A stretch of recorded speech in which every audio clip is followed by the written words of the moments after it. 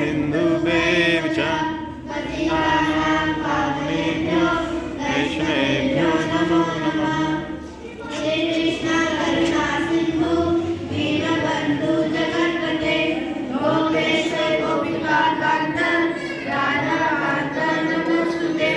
तप्तकाञ्चनगौराङ्गी राधे वृन्दावनेश्वरी वृषभानुसुते देवी प्रणमामि हरिप्रिये। नमो बुद्धाय कृष्ण प्रेमपदायते कृष्णाय कृष्ण चैतन्य नाम्ने गौरतविषे नमः।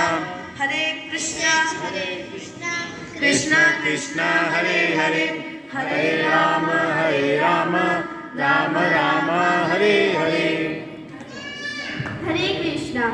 श्रीमद् भागवत गीता चैप्टर 1 श्लोक 1। धर्म क्षेत्रे कुरुक्षेत्रे समवेतायुत्सवा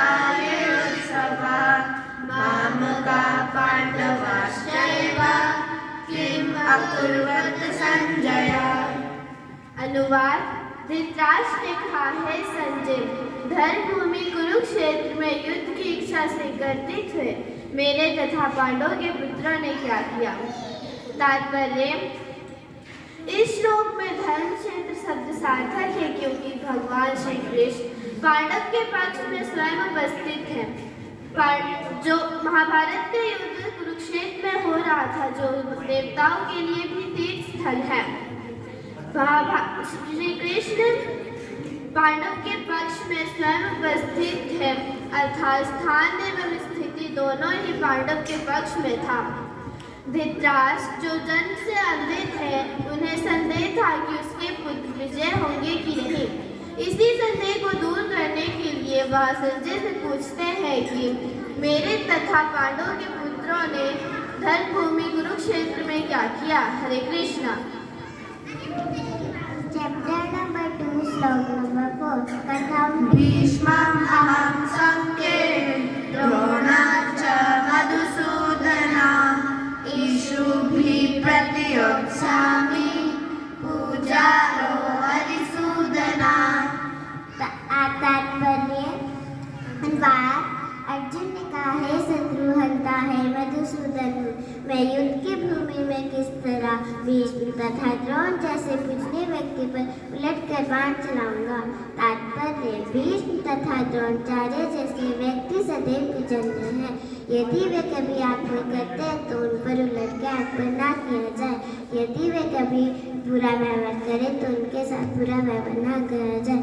तो भला अर्जुन बाण कैसे चलाएंगे। हरे कृष्णा। हरि बोल। चैप्टर नंबर 2 श्लोक नंबर 23। नैनं छिदन्ति शस्त्राणि नैनं कलयन्त्यापो नाशोषयति मारुतः। अनुवाद।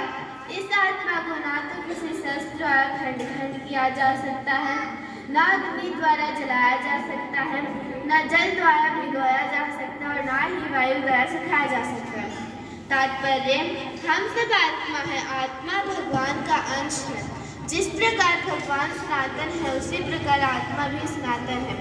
इसे ना तो किसी शस्त्र जैसे अग्नि की अस्त्र, वर्षा के अस्त्र आदि से ना तो खंड खंड किया जा सकता है, न अग्नि द्वारा जलाया जा सकता है, न जल द्वारा भिगोया जा सकता और न ही वायु द्वारा सुखाया जा सकता है। जिस प्रकार अग्नि से अग्नि की चिंगारी या सुखनी अपने वास्तविक गुण में आकर रहित हो जाती है, उसी प्रकार माया आत्मा माया के संपर्क में आकर संयोजन करता है, परंतु यह वास्तव में सनातन एवं अरिंदे है एवं आत्मा के स्वतंत्र स्वरूप सदैव विद्यमान रहता है। हरे कृष्णा। Chapter 9, Slok number 22.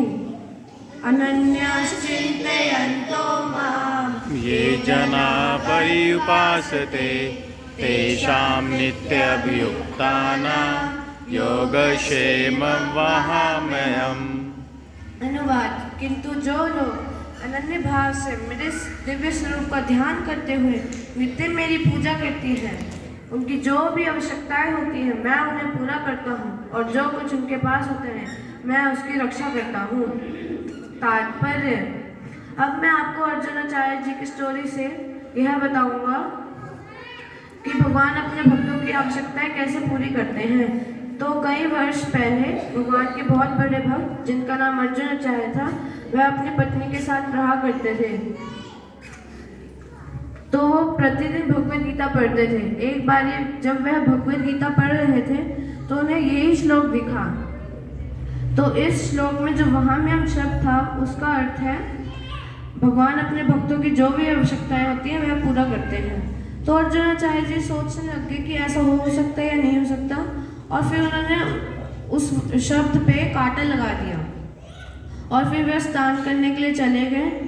तभी उनकी पत्नी को दरवाजे पर खटखटाहट की आवाज़ सुनाई दी।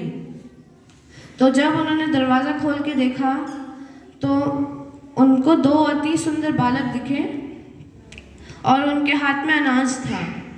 तो जो अर्जुनाचार्य जी की पत्नी थी, जो वो बालक थे, वो कहते हैं माता कि हमारे गुरुदेव ने हमसे भिजवाया है, कृपया ये ले लीजिए। और फिर अर्जुनाचार्य की पत्नी वह ले लेती है और दोनों बालक जाने ही लगते हैं। तभी अर्जुनाचार्य की पत्नी को उनकी पीठ पे निशान दिखते हैं। तो अर्जुनाचार्य की पत्नी उनसे पूछती है कि ये तुम्हारी पीठ में निशान कैसा है। तो दोनों बालक कहते हैं कि हमारे गुरुदेव ने हमें बहुत मारा, तो वही निशान है। तो अर्जुनाचार्य की पत्नी कहती है मेरे गुरुदेव ने तो मतलब मेरे पति तो किसी को नहीं मारते, मेरे पति किसी को नहीं मार सकते। तो फिर वो दोनों बालक चले गए। तो जब उनके पति आए, अर्जुनाचार्य जी आए, तो उन्होंने तो उनकी जो पत्नी थी उन्होंने कहा कि आप कितने क्रूर हो गए हैं, आपने दो बालकों को मारा। तो अर्जुनाचार्य जी कहते मैंने तो किसी को नहीं मारा, वह कैसे दिखते थे। तो उनकी पत्नी कहती है एक सांवले रंग का था और एक थोड़ा गोरा था। तो अर्जुनाचार्य की पत्नी कहती हैं तो अर्जुनाचार्य जी कहते हैं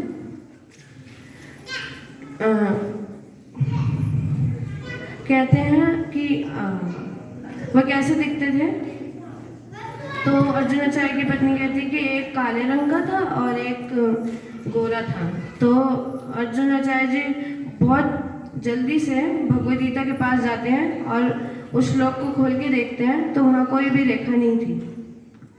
तो वह कहते हैं कि वह स्वयं भगवान श्री कृष्ण और बलराम थे।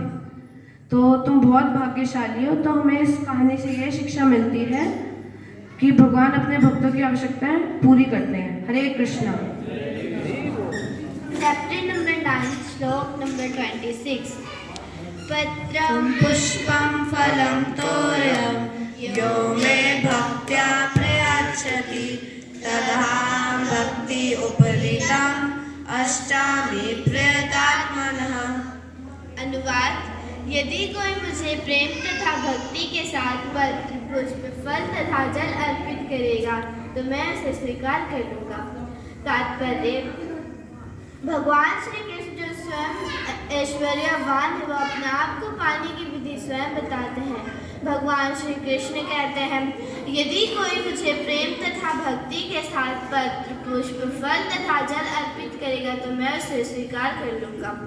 भगवान श्री कृष्ण को पाने की विधि इतनी सरल है कि वह नीच से नीच व्यक्ति भी कर सकता है। ऐसा कौन मूर्ख होगा जो यह नहीं करना चाहेगा? अगर कोई मनुष्य चाहता है कि वह भागवत भक्ति करे तो उसे चाहिए कि भगवान उससे क्या चाहते हैं। भगवान से प्रेम करने वालों को चाहिए कि वह उनकी इच्छित वस्तु दे, ऐसा कोई वस्तु भेंट के तौर पर ना दे जिनकी उनको इच्छा ना हो। भगवान बताते हैं कि उन्हें किन प्रकार की वस्तु पसंद है। श्री कृष्ण को मांस, मछली तथा अंडे जैसे वस्तु भेंट के तौर पर नहीं देने चाहिए, अतः हमें समझना चाहिए कि वह इन सब वस्तुओं के इच्छुक नहीं है। मनुष्य के उचित भोजन साग, फल, दूध आदि ही हैं, अतः श्री कृष्ण भी इन्हीं वस्तुओं के इच्छुक हैं। अगर हम मांस, मछली तथा अंडे जैसे वस्तु ग्रहण करेंगे तो हम कभी भी प्रेम भक्ति नहीं कर सकेंगे। हरे कृष्णा। चैप्टर 10 श्लोक नंबर 9। मच्चित्ता मद्गत प्राणा बोधयन्ता परस्परं कथयन्तश्च मां नित्यं तुष्यन्ति च रमन्ति च। अनुवाद: मेरे शुद्ध भक्तों के विचार मुझ में वास करते हैं, उनके जीवन मेरी सेवा में अर्पित रहते हैं, एक दूसरे को मेरे बारे में बताते हुए वे अनंत परम अनंत वह संतोष का अनुभव करते हैं। तात्पर्य: यहाँ जिन शुद्ध भक्तों के लक्षणों का उल्लेख हुआ है वह भगवान की दिव्य प्रेमा भक्ति में रमे रहते हैं। उनके मन भगवान के चरण कमलों से हटते नहीं, वह दिव्य विषयों की ही चर्चा चलाते हैं, वह इधर उधर की बातें नहीं करते हैं, वह प्रजल्पा नहीं करते हैं।